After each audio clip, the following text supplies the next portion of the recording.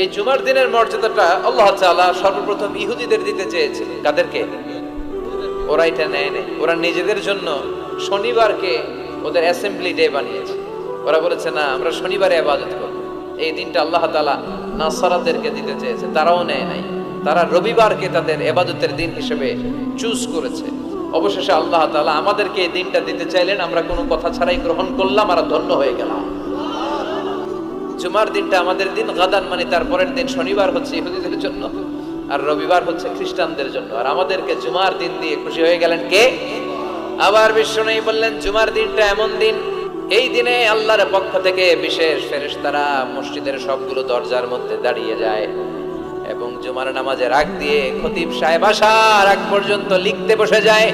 কে কে মসজিদে ঢুকে নামগুলো তারা কাউন্ট করে, এন্ট্রি করে। সর্বপ্রথম জুমার সালাত আদায়ের জন্য যে মসজিদে ঢুকে